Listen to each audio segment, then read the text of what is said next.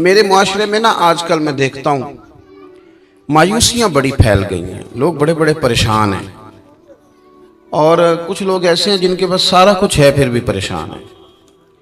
آزمائشوں نے ہمیں گھیر لیا ہے، جگہ جگہ ہم تکلیف میں ہیں، آزمائش میں، اور میں دیکھتا ہوں کہ وہ ڈپریشن اتنا زیادہ ہے، انجانا سا خوف ہے، پتہ نہیں کیا بن جائے گا۔ کچھ لوگ بلا وجہ سہمے ہوئے ہیں، میرے پاس پیسے کوئی نہیں، میں تھوڑا بیمار ہو گیا ہوں، میں کمزور پڑ گیا ہوں۔ یہ مایوس کوئی اور ہوتا ہے، رسول اللہ کے غلام مایوس نہیں ہوتے، حضور کے غلام مایوس نہیں ہوتے، بلکہ وہ بڑے مطمئن رہتے ہیں، اطمینان قلبی میں رہتے ہیں۔ وہ تو معاشرے کو اطمینان دیتے ہیں، سکون کی دولت آگے بانٹتے ہیں۔ آپ جب آہستہ آہستہ مایوس ہونے لگ جائیں گے، پیچھے تھک وہ بندہ نہیں جاتا جس کا جسم تھکتا ہے، تھک وہ جاتے ہیں جن کے اعصاب تھک جاتے ہیں، جن کا ذہن تھک جاتا ہے۔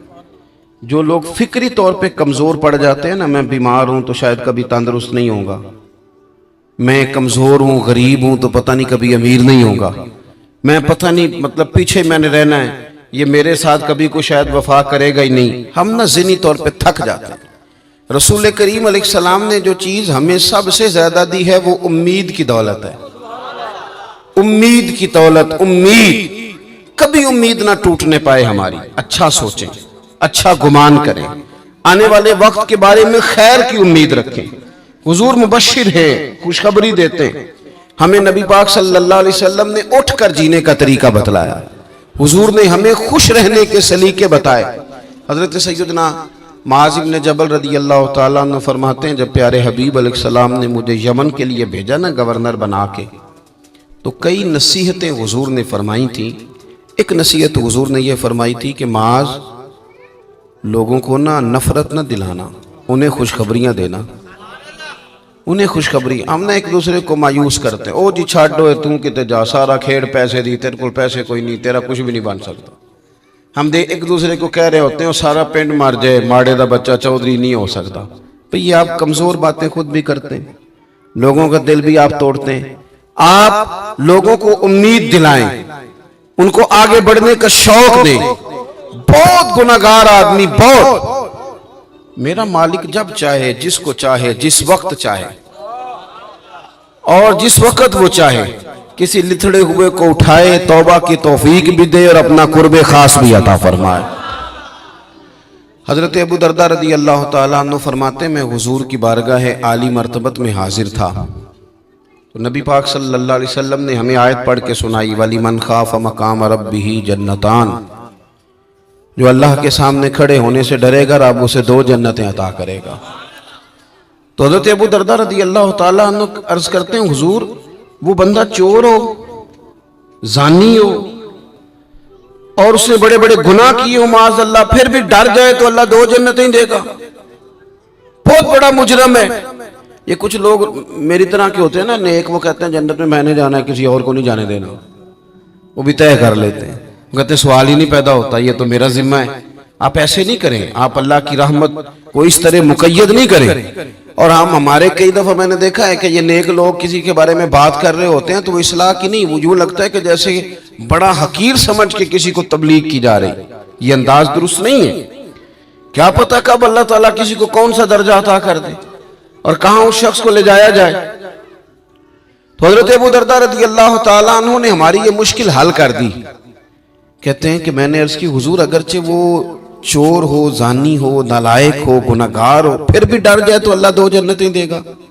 تو حضور نے فرمایا ہاں، اگر صحیح معنی میں ڈر گیا تو رب 2 جنتیں عطا کرے گا۔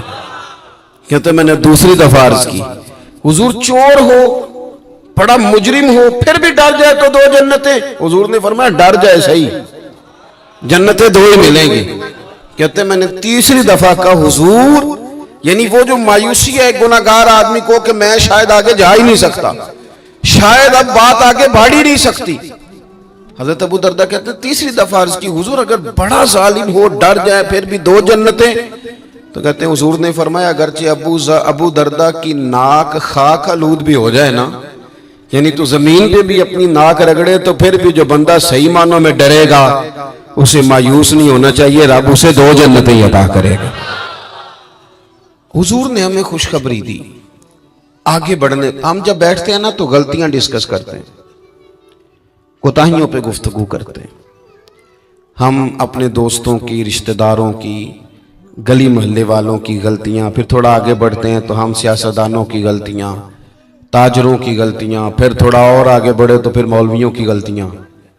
फिर जब हमारा दिमाग चला तो जिस बेचारे आदमी को सही तरीके से कुछ लफ्ज जुमले भी नहीं कहने आते, वो मशाइख की गलतियां नोट कराता फिरता है। बड़ी बड़ी दूर लोग निकल जाते हैं, दूर। आप ये काम नहीं करें। इस तरह तो ये लगेगा कि इस माशरे में अच्छा बंदा ही कोई नहीं, सारे लोग ही बुरे। इस तरह तो फिर लोगों का एक दूसरे के बारे में दिल सख्त हो जाएगा, क्योंकि तू मुस्तफवी है, इस्लाम तेरा देश है। हुजूर ने फरमाया ये इलाके हमारे होंगे। हज़रत अबू हुरैरा फरमाते हैं ज़माने बीत गए, हुजूर का विसाल ज़ाहिर हुआ, जनाब सिद्दीक़ अकबर का विसाल, हज़रत उमर के ज़माने में फतूहात हुई, वो कुंजियां आई। फरमाते हैं चाबियां आती थी, लोग कहते थे लो आ गई, तो मैं कहता था आई आ जाए, मिल हमें बड़ी पुरानी गई है, ये हमारे पास ही थी, पुरानी आ गई। उम्मीद का दिया जलाएं, उम्मीद का, और किसी उम्र में भी मायूस ना हो, किसी उम्र में। महमूद गजनवी गुजर रहे थे तो एक बाबा जी ना ज़ईफ बुजुर्ग, वो ना अपने हाथों से पौधा लगा रहे थे, हाथ उनके कांप रहे थे, पौधा लगा रहे। तो वो गुजरे महमूद गजनवी, तो उनको देख के ना तो कहने लगे बाबा जी ये क्या कर रहे हैं, अजान तो नहीं हो रही, अजान सुने।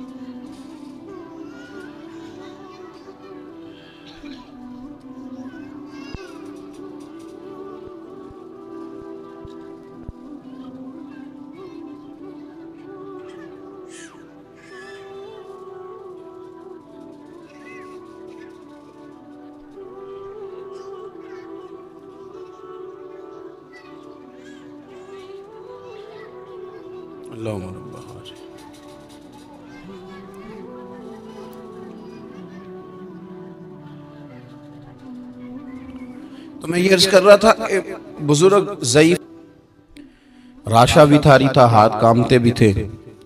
महमूद गुजर रहे थे, बुजुर्गों को देखा, देख करके फरमाने लगे बाबा जी ना तो आप इसकी छांव में बैठ सकेंगे, आपकी उम्र बताती है कि इसका फल भी आप नहीं खा सकेंगे, तो इतनी मुशक्कत आप कर रहे हैं।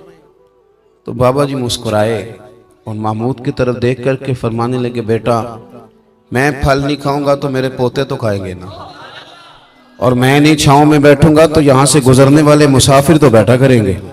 महमूद बड़े खुश हुए, इतनी अच्छी बात, इतना खैर का जज्बा, इतनी अच्छी उम्मीद, इतना ताजा दम शख्स। फौरन एक अशरफियों की थैली निकाली और कहा बाबा जी ये तोहफे में रख लें, कबूल कर लें। बाबा जी ने थैली थामी और मुस्कुरा के फरमाने लगे महमूद आप तो कह रहे थे कि आप फल नहीं खाएंगे, मैंने तो अभी लगाया ही नहीं, फल अल्लाह ने पहले अता फरमा दिया। देखे मैंने उम्मीद लगाई थी कि मैं खैर करूंगा तो मुझे तो फल मिल गया। महमूद ने ना एक थैली अशरफियों की और थमाई, का और रख लीजिए।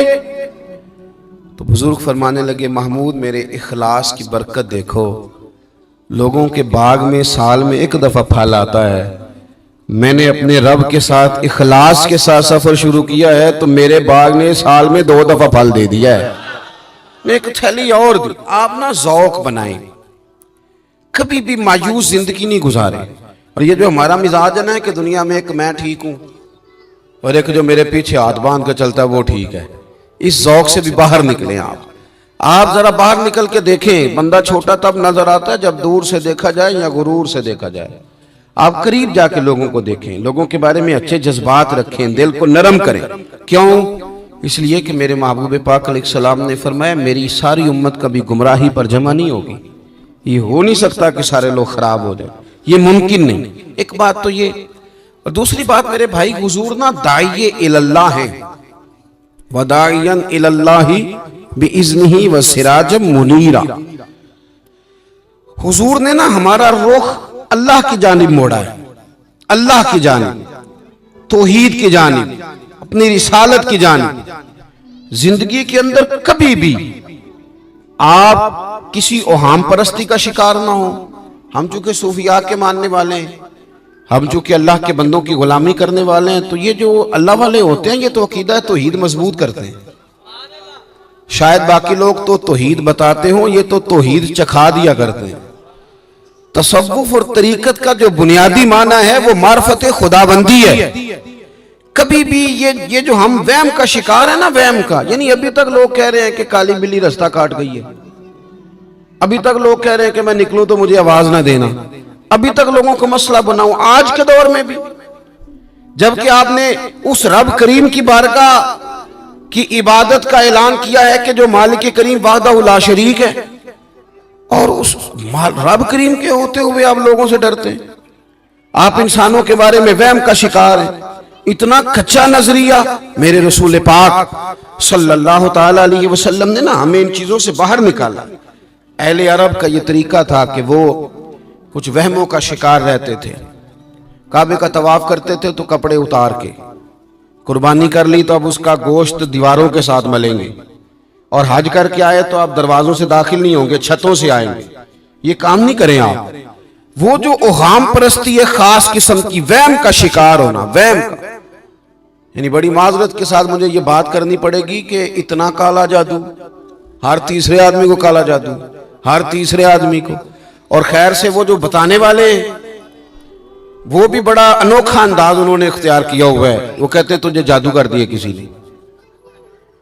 کس نے کہا کہ یہ مجھے بتانے کا حکم نہیں، مجھے شرارت کا حکم تھا، شرارت میں نے کر دی، اب تو گھر جا کے سوچتا رہے.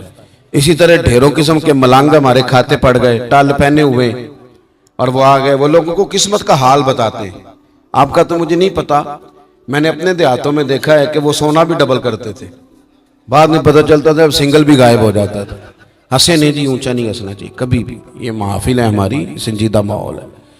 میری بات پہ آپ توجہ کریں گے عزیز کہ آپ اوہام پرستی کا شکار نہ ہوں، ورنہ آپ اور نبی پاک صلی اللہ علیہ وسلم نا جگہ جگہ حضور ہمیں ذوق دیتے، سمجھاتے کہ تم نے اپنی توجہ اللہ رسول کی جانب رکھنی ہے، تم نے الجھنا نہیں، ورنہ آپ کیسے میدان میں نکلیں گے. فوجی کہہ دے ہمیں کالا جادو ہو گیا، ہم سے جایا نہیں جاتا، تو جنگ ہوگی. کوئی کہہ دے ہم پر تو وہ فلانے نے آسیب کرا دیا ہے تو ہم دفتر نہیں جا سکتے، تو کاروبار زندگی چلے گا. کن چکروں میں پڑ گئے. جادو ہوتا ہے، اس کی حقیقت سے انکار نہیں، لیکن اتنا کچا ماحول، اتنی کمزور بات، یہ اہل ایمان کا شیوا نہیں ہے. آپ مضبوط رہیں. عارف رومی رحمت اللہ علیہ فرماتے میں کبھی بھی زندگی میں کوئی بات اس لیے نہیں کی کہ مجمع ہنسے، اور ہنسنا ویسے بھی شریعت میں مسکرانا ہے، کہہ لگا کے تو روٹین میں بھی ہنسنے سے پرہیز کرنی چاہیے. وہ کہتے ہیں ایک بادشاہ تھا تو اس کا بھی ذہن بن گیا تھا کہ پتہ نہیں یہ کیا ہو جاتا ہے. کچھ یہ لوگ نا ہمارا وہم بڑھاتے ہیں آج کل، جو تویز دھاگے والے لوگ ہیں نا، یہ اور اضافہ کرتے ہیں اس کے اندر، اور کہانیاں بنا کے دیتے ہیں، لوگ اور زیادہ الجھ جاتے ہیں. بادشاہ تھا تو وہ شکار کرنے جاتا تھا تو اس کے ذہن میں یہ خیال تھا کہ اگر رستے میں کوئی بندہ میرے متھے لگ جائے تو میرا شکار ٹھیک نہیں ہوتا. تو وہ کیا کرتا، وہ جب سفر کے لیے نکلتا تو لوگوں سے کہتا سارے رستے خالی کرا دو، میں نے شکار کے لیے جانا ہے. لوگ رستے خالی کرا دیتے. ایک دن ایک آدمی بیچارہ نے ایک آنکھ سے اسے نظر نہیں آتا، وہ کوئی جنگل سے لکڑیاں کاٹ کے آ رہا تھا تو اچانک وہ چڑھ گیا. اذانیں زیادہ ہوتی ہوں تو ایک کا ہی جواب دینا ضروری ہوتا ہے، وہ ہم دے چکے ہیں، اس لیے آپ توجہ کریں میری بات. تو وہ بیچارہ چڑھ گیا لکڑ ہارا سڑک پہ، اس کے سپاہیوں نے بندے تو بڑے ہٹائے تھے پر یہ غلطی سے آ گیا، انہوں نے پکڑ لیا، بادشاہ کے سامنے پیش کیا۔ بادشاہ کہنے لگا تمہیں نہیں پتا کہ میرے رستے میں کوئی آئے تو میرا شکار نہیں ٹھیک ہوتا، اس کو باندھ دو۔ دھوپ بڑی سخت تھی، درخت کے ساتھ باندھ دیا، کہا جا رہا ہوں، واپس آتا ہوں، اگر شکار ٹھیک ہو گیا تو چھوڑ دوں گا ورنہ اسے قتل کر دوں گا۔ دو بندے اس کے سرانے کھڑے کر دیے تلوار لے کر کے۔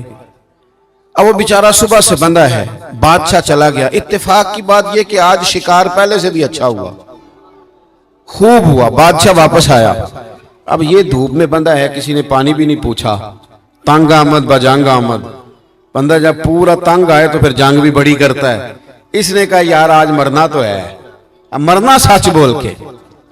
بادشاہ نے کہا اسے کھول دو، آج میرا شکار بڑا اچھا ہوا ہے، لہذا اسے کچھ نہیں کہنا، کھول دو۔ رسیاں کھول دیں تو پتہ کا شخص کہتا ہے بادشاہ ایک بات کر لوں میں بھی، مار تو جانا ہی ہے پر ایک بات کر لوں۔ کہنے لگا کرو۔ کہنے لگا تم نے صبح میرا منہ دیکھا تھا، تمہارا شکار بڑا اچھا ہوا ہے، دن بڑا اچھا گزرا ہے، پر میں نے آج سویرے تمہارا منہ دیکھ لیا تھا، تو دیکھو میرا بیچارے کا کیا حال ہوا ہے کہ صبح سے یہاں۔ اب تم بتاؤ منحوس میں ہوں کہ تم ہو، نحوست میرے اندر کہ تمہارے اندر؟ میں اگر کوئی جوان آدمی میرے ساتھ آ کے یہ بات کرتا ہے نا کہ بھئی فلان ہو گیا تو میں بڑا، تو مجھے اس پہ غصہ آتا ہے۔ میں کہتا ہوں آپ اس عمر میں یہ کام کریں گے تو بزرگوں کو کون سہارا دے گا، ضعیفوں اور کمزوروں کو کون اٹھائے گا؟ آپ اتنی کچی باتیں کرتے ہیں۔ اور یہاں پیروں نے بھی عجیب تماشا گھڑا ہوا ہے، سویرے 9 بجے بیٹھ جاتے ہیں تعویذ لکھنے۔ آپ قرآن شریف کا درس کب دیں گے؟ آپ حدیث پاک کب پڑھائیں گے؟ آپ ان کو اصول فقہ کب بتائیں گے؟ پیر صرف دین کا نمائندہ ہوتا ہے جس نے رب رسول کا دین پڑھنا ہے اور آگے پڑھانا ہے، جس نے لوگوں کو وہاں سے دین سیکھ کے آگے سکھانا ہے۔ باقی کیا معنی ہے چیزوں کا؟ اس نے صرف آسان کر کے جو ہمارے صوفیاء نے دیا آگے بات پہنچانی۔ دین سیکھنے سکھانے کا نام پیری مریدی ہے، اس کا کوئی اور معنی ہے ہی نہیں سرے سے۔ کہاں سے آ گئی یہ ساری چیزیں؟ حدیث سنیے، بخاری میں موجود ہے، مسلم میں موجود ہے۔ حضرت ابو ہریرہ رضی اللہ تعالیٰ عنہ فرماتے ہیں نبی پاک علیہ السلام کے صاحبزادے کا وصال حضور کی گود میں ہو گیا، گود میں وصال کر گئے صاحبزادے۔ حضور کو بڑی تکلیف ہوئی، آنکھوں سے آنسو آئے، سرکار روئے۔ صحابہ نے عرض کی حضور آپ بھی آنسو بہاتے ہیں؟ فرماتے ہیں میرا بیٹا کیا ہے، یہ آنسو محبت کی علامت ہیں، ورنہ میرے دل اور زبان پہ وہی ہے جس سے میرا رب راضی ہوتا ہے۔ اتفاق کی بات دیکھیے، اتفاق کی کہ اسی دن جس دن سرکار کے صاحبزادے کا وصال ہوا اسی دن سورج کو گرہن بھی ہو گیا۔ اب جوڑنے والے باتیں جوڑ دیتے ہیں نا، کچھ لوگوں نے بات جوڑ دی، کہنے لگے دیکھا حضور کے صاحبزادے کا وصال ہوا تو سورج کو بھی گرہن ہو گیا، سورج کو بھی گرہن ہو گیا۔ اور میرے دوستو سنو، یہ عقیدوں کی مضبوطی کتنا ضروری کام ہے، اپنے آپ کو فکری طور پر مضبوط رکھنا کتنا ضروری ہے۔ احمد مختار نبی پاک صلی اللہ تعالی علیہ وسلم نے اسی دن لوگوں کو مسجد میں جمع فرمایا، اسی وقت۔ صحابہ کہتے ہیں ہم بڑے پریشان تھے کہ حضور تو غمزدہ ہیں، نہ کوئی جہاد کی بات ہوگی نہ اور کوئی ہوگی، تو اس وقت کیوں طلب کیا؟ سب کو مسجد میں بلایا اور بلا کے میرے نبی پاک علیہ السلام نے خطبہ دیا۔ اللہ کرے آپ کو سمجھ آئے، یعنی اس دن جس دن صاحبزادے کا وصال ہوا، غم کی گھڑیاں ہیں، حضور نے سب کو مسجد میں بلا کے، میں بخاری مسلم پڑھ رہا ہوں، حضور نے فرمایا لوگو سورج اور گرہن کا لگنا اللہ کی نشانیوں میں سے نشانی ہے، سورج چاند کو گرہن لگنا اللہ کی نشانیوں میں سے نشانی ہے۔ جب یہ لگے استغفار پڑھا کرو، نماز پڑھا کرو، اللہ کے حضور حاضر ہوا کرو۔ فرمایا کسی شخص کے دنیا سے جانے کا اس کے ساتھ کوئی تعلق نہیں۔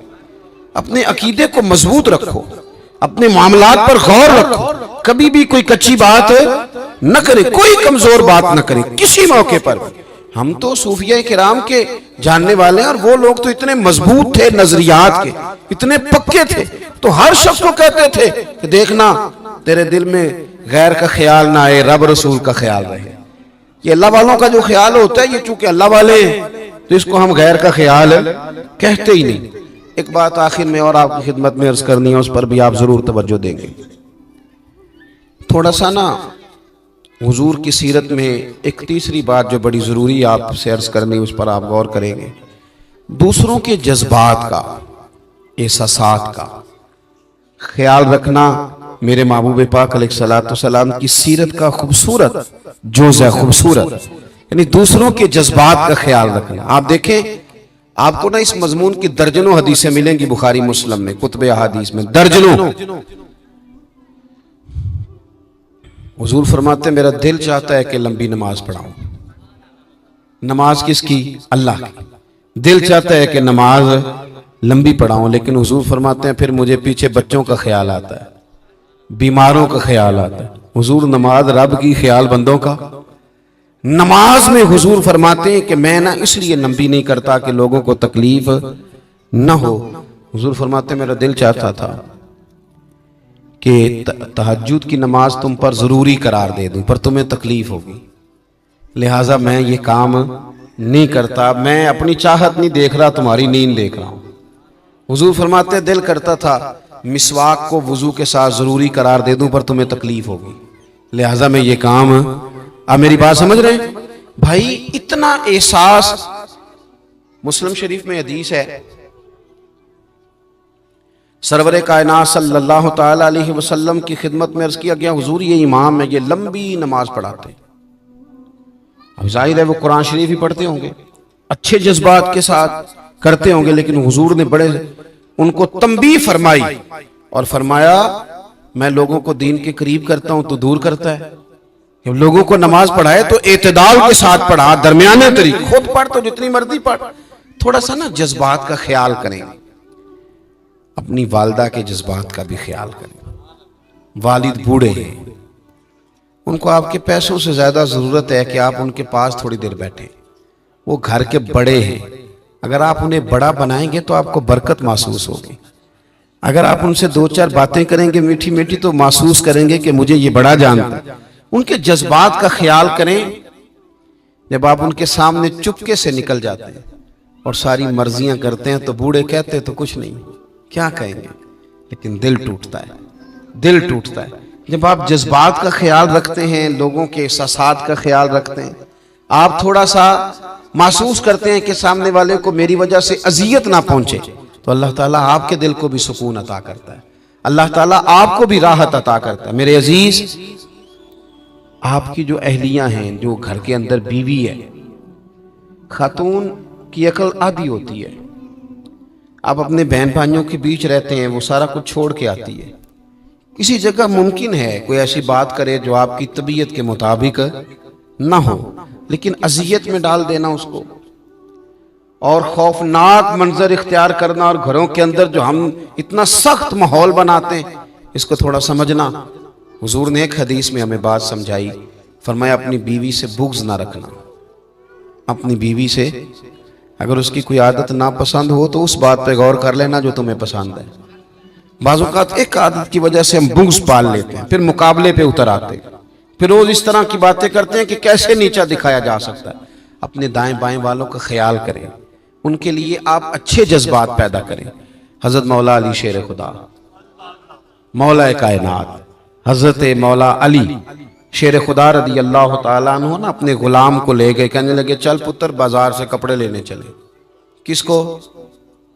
بول کے بتائیے گا جی۔ میں نے بعض ایسے کمزور لوگ دیکھے ہیں تھکے ہوئے کہ انہوں نے ڈرائیور کی ڈیوٹی لگائی ہوتی ہے کہ میری گاڑی کا دروازہ تو نے کھول دے۔ یہ ہارے ہوئے لوگوں کی علامت ہے، لوگوں کو بتاتے پھر رہے ہیں کہ یہ ڈرائیور ہے اور میں مالک ہوں، یہ تھکے ہوئے لوگوں کی علامت۔ او بھائی، آپ ثابت کرانا چاہ رہے ہیں کہ آپ بڑے جتن جتن تے ہر کوئی کھیڑے، کدی ہارن بھی کھیڑ فقیرہ، جتن دا مل کوڈی پیندئی ہارن دا مل ہیرا۔ آپ لوگوں کی گردنوں پہ پیر رکھ کے کیا ثابت کرنا چاہتے ہیں کہ آپ کے پیسے ہیں چار، آپ مالدار آدمی ہیں، یہ ثابت کرنا چاہ رہے ہیں آپ؟ سنیں، حضرت مولا علی شیر خدا رضی اللہ تعالیٰ عنہ فرماتے ہیں کہ غلام سے چل پتر کپڑے لینے چلیں آپ ابا جی کوئی کبھی کبھی لے جائیں، والد صاحب سے کہیں کہ آؤ میں آپ کو ساتھ لے جاؤں، تھوڑی شاپنگ کراؤں۔ یہ صرف ایک عزت دینے کا، اکرام دینے کا، وقت دینے کا طریقہ ہے۔ مولا علی ساتھ لے گئے، خادم کہتا ہے 2 جوڑے خریدے، ایک ذرا مہنگا تھا ایک سستا تھا۔ میں سمجھ گیا کہ مہنگا آقا کا ہے اور سستا غلام کا ہے، دیتے ہیں ہم بھی اپنے ملازم کو جوڑا، اور اس کو کہتے ہیں میں 1-2 باری بس پایا ہے، बिल्कुल नवा है। मैं क्या नहीं कर्मा लिया, नवा होता तो देना ही नहीं सी। मसला है इसमें कोई, ये कैसे हो गया तूने दे दिया ये थोड़ा। और बाजार से कपड़े खरीदने जाते हैं, जाके कहते हैं पहले जरा कपड़े अच्छे जे दिखाओ, दुकानदार दिखाता है, फिर उसको कहते हैं देन दुआन वाले भी बखा। ये देने दिलाने वाले वो होते हैं जो पहनने वाले नहीं, ये ज़ौक़ है हमारा। हालांकि हुजूर ने क्या फरमाया, मोमिन वो है जो अपने लिए पसंद करे वही अपने भाई के लिए भी पसंद करे, वही अपने। चल एक बात मुझे और याद आ गई, मुझे पिछले साल की थी, मुझे याद आ गई। इमाम मस्जिद को लोग जोड़ा देते हैं, खैर से वैसे तो उनकी कोशिश होती है इसे ना ही दें। वो तो मोटरसाइकिल ले ले तो सारा मोहल्ला हिसाब लेने आ जाता है, भाई हम तो आपको रोटी के पैसे पूरे नहीं देते, आपने पूरी मोटरसाइकिल खरीद ली, आप ना मनी ट्रेल दे, पैसे किधर से आए बताएं सारे, आपको आपके पास मोटरसाइकिल आ गए। मैं पिछले साल एक मजलिस में था, तो मैंने लोगों से पूछा कि कारी साहब को सूट कब देते हो, कहने 27वीं वाले दिन। मैंने कहा मैं आपकी साजिश समझ गया हूँ, 27वीं को इसलिए देते हो ना कि कोई दर्जी सी के ना दे दे, इसे सी लिया तो ये पहन लेगा हमारी तरह का, ये इस मिजाज को बदले। रमज़ान शरीफ से पहले तलबा को, उलमा को, जहाँ आपने खिदमत करनी अच्छे तरीके से पहले, ताकि आपका ये ज़ौक़ नहीं बनता कि हमारा खतीब पहला रमज़ान का जुमा पढ़ाए तो नए जोड़े में पढ़ाए। ये ज़ौक़ क्यों नहीं बनाते आप इस तबीयत के साथ आगे बढ़े। तो हज़रत मौला अली शेर खुदा का गुलाम कहते हैं कि मैं समझ गया कि ये महंगा आका का है, सस्ता गुलाम का है। एक ही थैले में दोनों कपड़े थे, चौक आ गया जहाँ से मुझे अपने घर जाना था। शेर खुदा ने अपने काशाना नूर में जाना था। फरमाते हैं हज़रत अली कहने लगे ला बेटे मेरे वाला मुझे दे दे। कहते मैंने वो महंगा जोड़ा निकाल के दिया तो फरमाने लगे ये तो नहीं मेरा। कहते मैंने एक फ़लसफ़ा बयान किया, एक हिकमत बयान की। मैंने कहा हुजूर यही आपका है चूंकि आप आका हैं, और सस्ता मेरा है चूंकि मैं गुलाम हूं। तो आप कहने लगे पुत्र तू मेरे वाला फ़लसफ़ा इख्तियार करना। हुजूर आपके वाला कौन सा है? फरमाया तू रखना महंगा चूंकि तू जवान है, और मुझे दे दे सस्ता चूंकि मैं बूढ़ा हूं। आप दूसरों के जज्बात का ख्याल करें। हज़रत अली ने हमें बताया कि जवान के जज्बात जवान होते हैं, जवान के जज्बात जवान होते हैं। 3 बातें अर्ज की हैं, फिर दोहराता हूं। एक तो मायूसी नहीं कभी जिंदगी में पैदा करें, और दूसरा मेरे अजीज अच्छी तरह से अपने पल्ले से ये बात आप बांध लें, और पूरे ज़ौक़ के साथ कि किसी वहम का शिकार नहीं होना जिंदगी में। और हाम परस्ती नहीं, नजर अल्लाह की जात पे, नजर गुंबद खजरा पे, मदीने वाले महबूब पे, बुजुर्गों के दुआओं के साए में चले, लेकिन कभी भी वहम का शिकार। और तीसरी बात यह कि थोड़ा थोड़ा दूसरों का एहसास करें। आप एहसास करने लगे, यूं महसूस होगा कि आप ठंडे हो गए। अल्लाह ताला तौफीक अमल अता फरमाए।